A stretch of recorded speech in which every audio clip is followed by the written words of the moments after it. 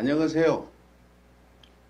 전어린 미디어 스튜디오에서 오늘 또 시험 방송을 시작합니다. 오늘 방송은 아고라 아시죠? 2008년에 그 촛불 집회를 주도했다고 볼 수 있는 그런 다음 아고라의 유명한 논객 콤마라는 분이 계십니다. 유영한 선생인데요. 날카로운 응징 글을 계속 4,000편을 써가지고 4천만 명이 조회를 한 우리 콤마 유영한 선생을 모시고 시사난타전 2위를 들어보도록 하겠습니다. 안녕하세요. 제 1회에서 2회 인사드리는 콤마입니다. 여기는 유영한 사람 이름이니까 뭐 대부분이 유영한 할 텐데 콤마가 좀 낯설 거예요. 온라인상에서 제가 쓰고 있는 그래서 아고라와 문펜에 글을 쓰고 있는데 그렇게 이해하시고요. 자, 제 1회 때 저는 심재철의 헛발질, 그 다음에 가짜 뉴스의 근원지가 대형교회이고 대형교회의 뿌리는 서북청년단이다. 그 다음에 마지막으로 보수 대통합의 허구성에 대해서 질타를 했습니다. 자, 오늘 제2의 꼬마의 시사난타전 주제는 양승태의 사법농단입니다. 물론 여기는 양승태만 포함된 거 아니죠. 청와대, 김현장 다 포함되는 거예요. 자, 그 다음 장면 보실까요? 자, 여러분 이 사진 기억나십니까? 누구죠? 지난 10월 30일 대법원으로부터 확정 판결을 받은 바로 이춘식 옹입니다. 올해 94세죠. 일제강제징용을 갔다가 1997년에 소송을 제기한 21년 만에 대법원으로부터 확정 판결을 받고 눈물 짓는 장면입니다. 그때 첫 일성이 바로 뭐였어요? 기쁘고 슬프다 그랬어요. 왜 기쁠까요? 그렇죠. 소송을 제기한 지 무려 21년 만에 확정 판결을 받았고요. 그 다음에 왜 슬플까요? 그 과정 속에서 같이 소송을 제기했던 세 분이 돌아가셨어요. 얼마나 슬프겠습니까? 이 확정 판결을 받지도 못하고 돌아가셨어요. 그래서 첫 일성이 기쁘고 슬프다는 그런 언론 사진을 제가 캡처해서 올렸습니다. 자, 그렇다면 이러한 일제강제징용 재판이 왜 늦었을까?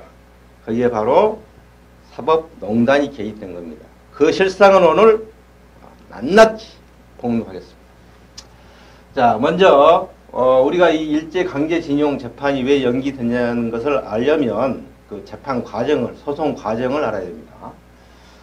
제일 먼저 여기 이춘식 옹을 비롯한 네 분이 1997년에 바로 일본 오사카 지방재판소에 신일철주금, 지금은 신일철주금이지만 그 당시에는 신일본제철이에요. 신일본제철 전범 기업이죠. 거기에 소송을, 손해배상 소송을 제기합니다. 그런데 여기서 우리가 알아야 할 것은 국가가 일본에게 어떤 것을 제기한 게 아니에요. 신일철주금이라는 당시에 일본 제철에 항요로 끌려가서 일을 하고 임금을 받지 못한 사람이 임금을 달라고 소송을 제기한 거예요. 알겠죠? 자, 그러나 2003년에 패소를 당합니다. 일본이 어떤 이유로 패소를 시켰냐면 1965년 한일협정 대일 청구권이 이미 소멸됐다. 무슨 말인가 하면 1965년에 박정희가 일본과 한일협정을 맺은 것은 다 아시죠? 그때 이미 그 모든 걸 포함해서 다 청구권이 소멸됐으니 따로 이렇게 손해배상 청구할 수 없다는 거예요. 그 논리는 좀 이따 선생님 제가 다시 반박하겠습니다만 그러자 2005년도에 이분들이 서울중앙지법에 같은 내용으로 소송을 제기합니다. 그러나 안타깝게도 1심과 항소심에서 또 모두 패소를 해요. 일본 법원이 냈던 이유와 논리가 똑같아요. 기가 막히죠. 일본은 일본이니까 그렇다 하지만 조국의 법원에서 맞서 패소를 한 겁니다.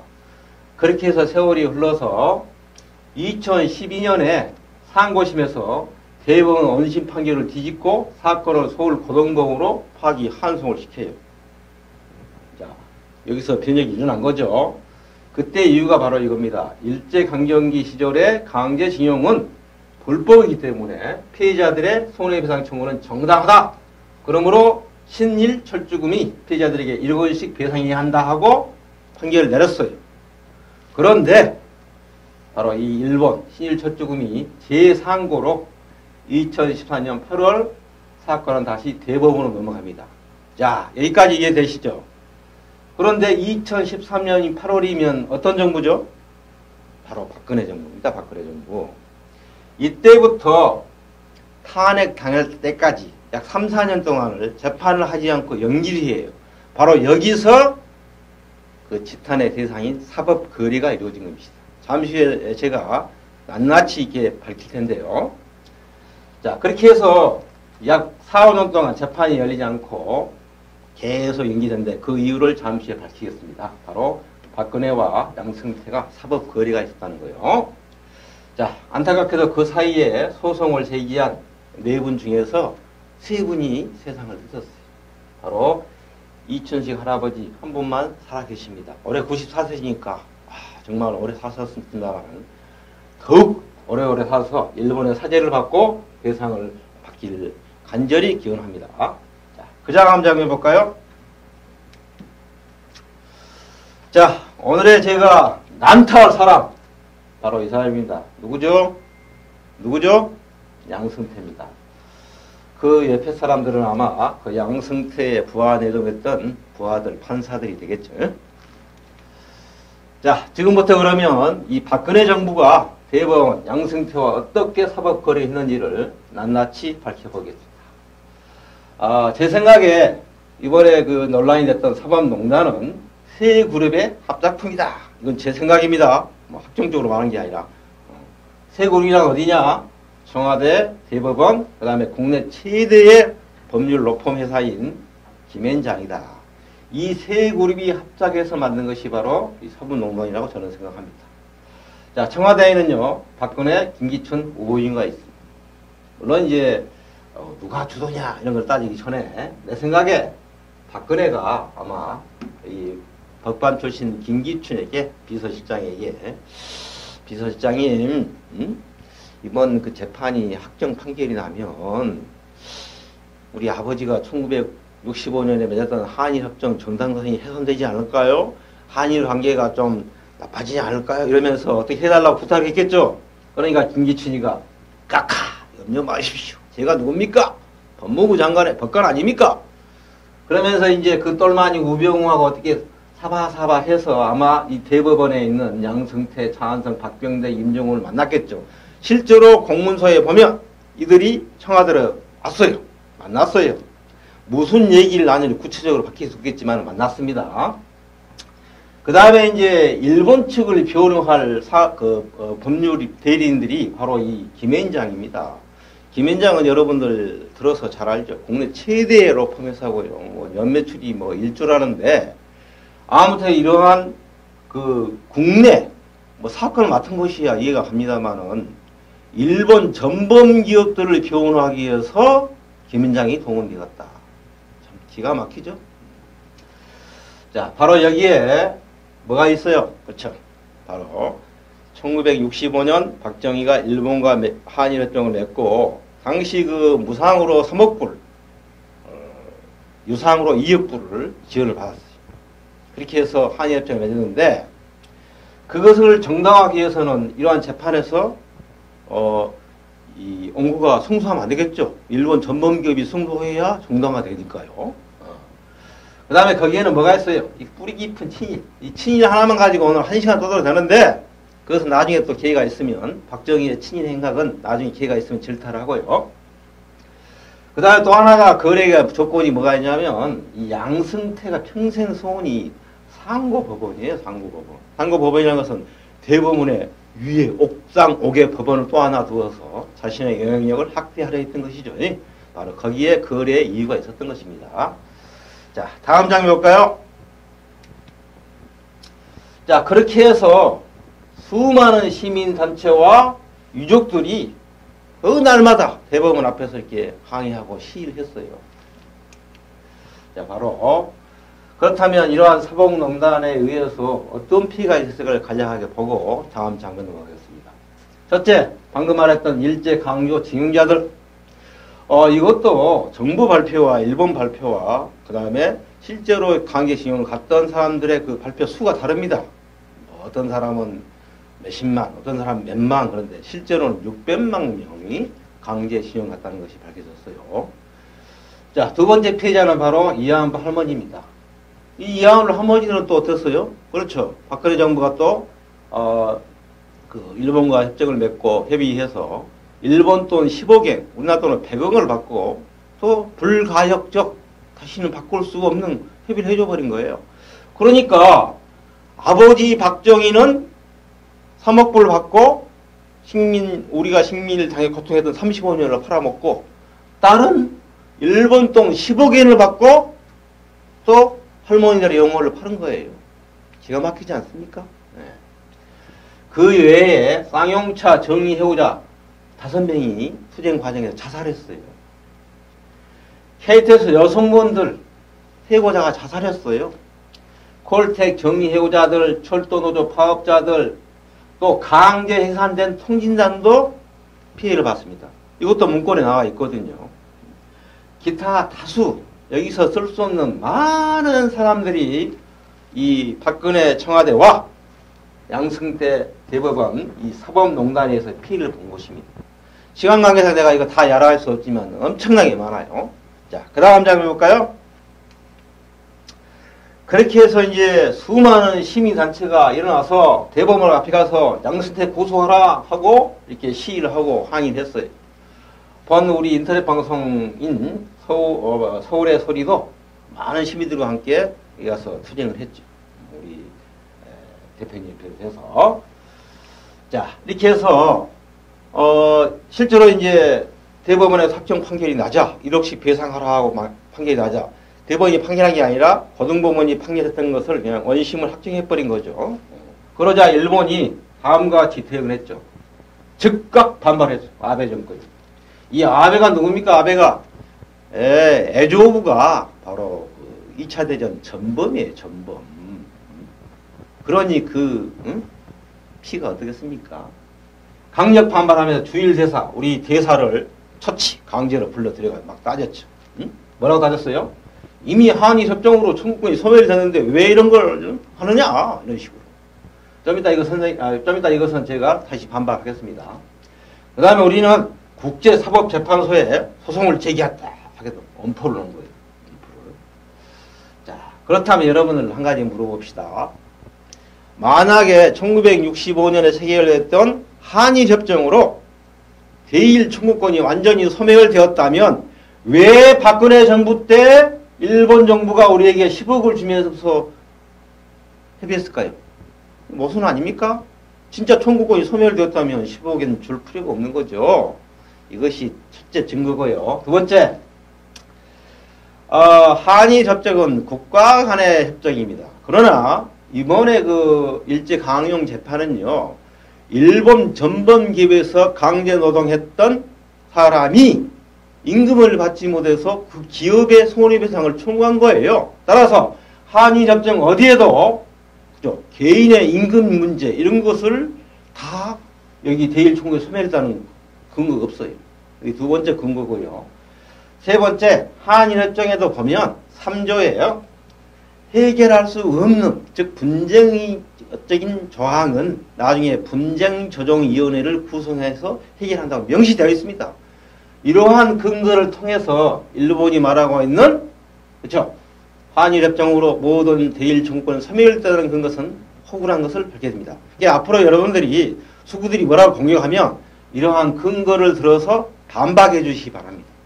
앞으로 그 방송의 목적이 바로 그런 것들이에요. 대부분의 사람들이 그냥 일제 강제 진용 이러지 일제 강조 진용의 역사와 내용을 자세히 몰라요, 사실은. 그죠? 그래서 이런 것을 자세히 아시고 수구들이 뭐라고 할 때 이러한 근거를 통해서 반박해 주시기 바랍니다. 자, 그 다음 장면 봅시다. 자, 이렇게 해서 민주당이 이것은 특별재판부를 설치해서 재판을 해야지, 이 사법농단은 일반적으로 현재 양승태 밑에 부하들이 깔려있는 상태에서 재판은 안 된다 이렇게 주장하니까 자유한국당이 찬성하겠어요? 강력히 반대했죠. 그 이유가 뭡니까? 상권 분립에 위배된다. 응? 입법, 사법, 행정이 분리되어 있는데 그 헌법에 명시되어 있다. 두 번째, 사법 독립을 훼손한 것이다. 사법 독립 훼손. 인민재판이다. 국민 참여 재판을 한다니까 인민재판이다. 그 다음에 야권 공적을 파기한 것이다. 이게 무슨 말이냐면 이 특별재판부를 설치한다 하자 민주당, 정의당, 평화당, 바른미래당까지 찬성을 했어요. 한국당만 반대해요. 그러니까 한국당이 뭐라고 공격했어요? 이것은 야권 공조를 파기한 공작이다 이렇게 공격한 거예요. 기가 막히죠. 자, 그러나 이러한 자유한국당의 주장은 이렇게 반박하십시오. 첫째, 이번 문제는 사법부 자체가 불신을 자초한 거예요. 자초한 겁니다. 자초한 거예요. 바로 사법부가 잘했다면 어떤 국민이 특별재판부를 만들고 특별법을 만들어 하겠습니까?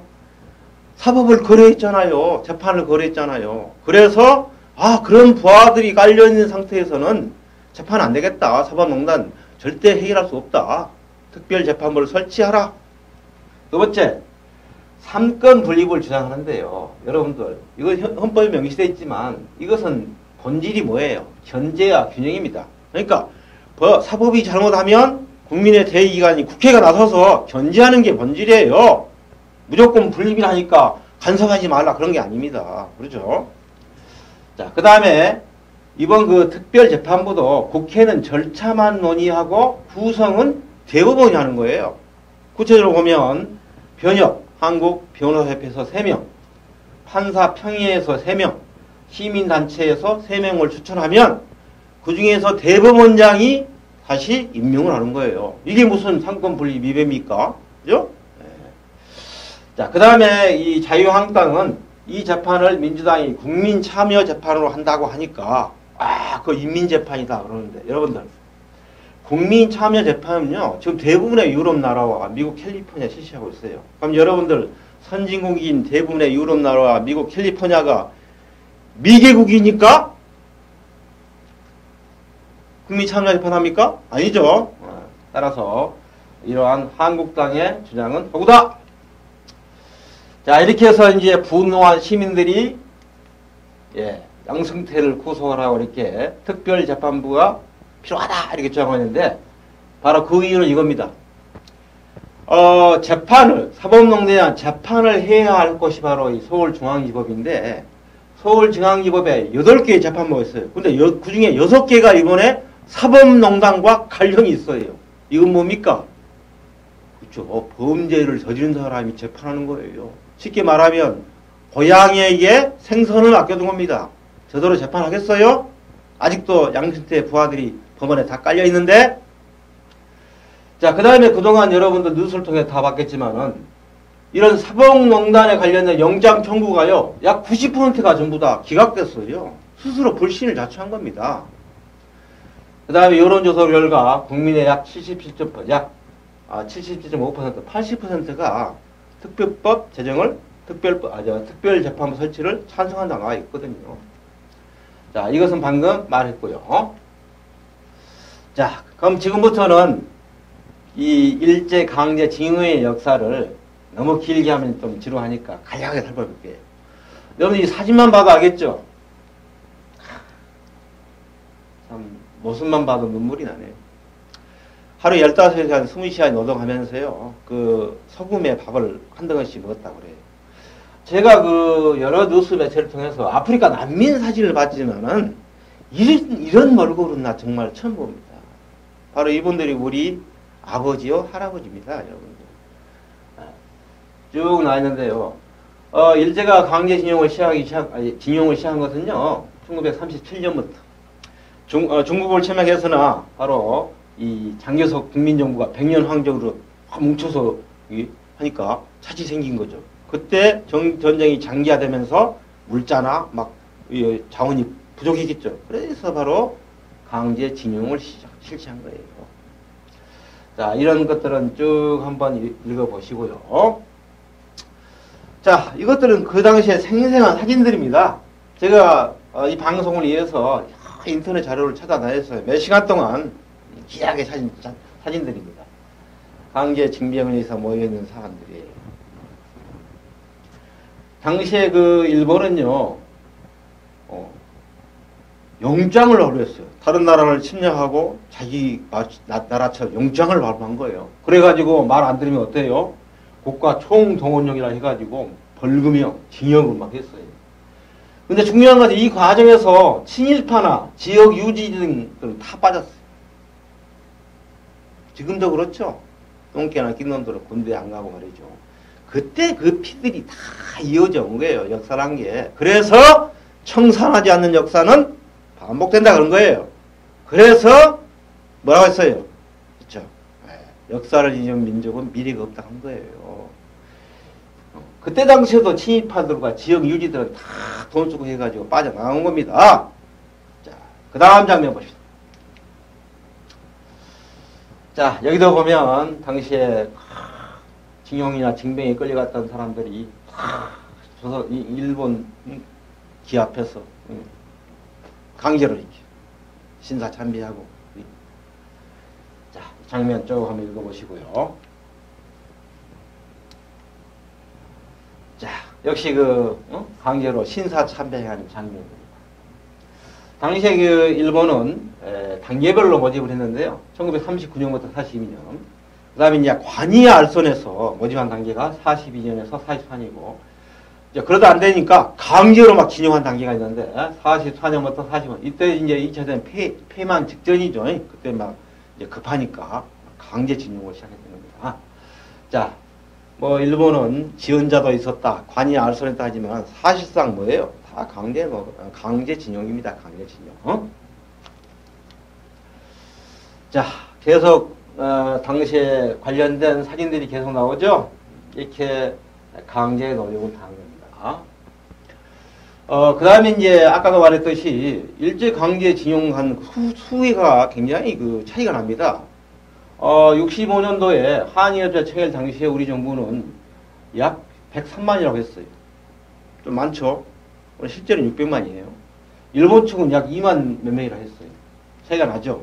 그러나 국내에 알려진 바로는 한반도에서 약 600만 명이 강제 동원되었고, 이들 가운데 70만 명이 해외로 강제 영입했다. 저기 사할린까지. 그래서 그때 저기 사할린 해외로 이렇게 간 사람들은 조국으로 돌아가지도 못하고 돌아가셨어요. 자, 다음 장면 봅시다. 이거 뭡니까? 당시 일제에 의해서 강제로 징용간 분들이 죽어가면서 그 탄광 벽에다 쓴 거예요. 고향에 가고 싶다.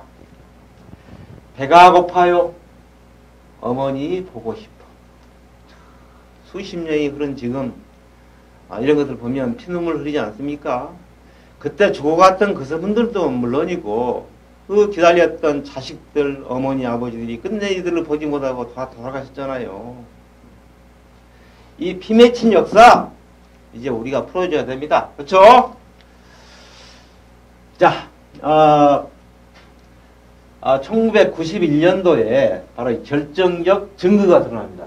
그동안 일본은 강제징용한 적이 없다. 다 지원해서 받았다. 이러는데 증거가 나와요. 바로 경성제대에 재학 중이던 정기용 씨가 무슨 문건을 발견하냐면 1947년 일본 대장성 관리국에서 작성한 일본인의 해외 활동에 관한 역사적 자료를 문건을 입수해가지고 공개를 합니다. 이게 결정적 근거돼요. 거기를 보면 1934년부터 폐전 직전까지 노무자, 송출 등 조선인 징용자는 총 612만. 인구의 20%가 징병, 진용 당한 겁니다. 그런데 거기에다가 일본 위안부나 학도병 이런 걸 다 합치면 강제 동원된 숫자가 약 800만 명. 당시에 한 3천만 인구에 800만이면 24명에 1명이에요. 이게 실상입니다. 밤 9시가 되어야 잠이 드는데 방에 들어가면 자물쇠가 채워져 있었다. 모두 외출하는 것을 막아 마치 형무소와 같았다. 이것은 지금 말이 아니죠. 바로 조선인 강제 연회의 기록에 있는 그 시작대로 제가 옮겨놓은 겁니다. 자, 식사는 아침에는 소금국에, 세상에 소금국, 콩밥 한 공기밖에 없었다. 점심때 먹을 도시락을 아침에 먹어 점심이 굶었다. 그런데 간부들은 흰쌀밥에 된장국, 생선 반찬으로 식사를 했다. 그 다음 하루 14시간의 노동에 시달리면서 휴식시간도 제대로 갖지 못했으며 일가 후에도 우리에 갇힌 가축처럼 지내만 했다. 우리에 갇힌 가축처럼. 이렇게 살면서 처음에는 임금을 주겠다, 기술을 배우겠다 꼬셔가지고 데려간 이들이 그 임금을 주지 않은 거예요. 그래서 내가 비록 끌려가서 일했지만 그 임금 좀 다오하고 소송을 제기한 겁니다. 그런데 일본은 뭐라고 했어요? 그렇지. 우리는 1965년 한일 협정에 의해서 대일 중국이 다 소멸됐다. 이미 다 해줬다 이거지. 기가 막히지 않습니까? 결국은 누가? 그렇죠. 박정희가 한일 협정 때 그 모든 것을 뭉퉁거려서 해준 것 같아요. 결국은 위안부나 이런 강제, 일제 강제 징용하는 분들이 이런 소송을 제기한 것을 좀 막아놓은 거 아니에요? 그러나 저는 강조합니다. 이것은 국가 간 협정이 아니라 개인이 기업에 임금을 달라고 손해배상을 청구한 거예요. 따라서 한일 협정으로 대일 청국이 소멸됐다는 것은 맞지 않습니다.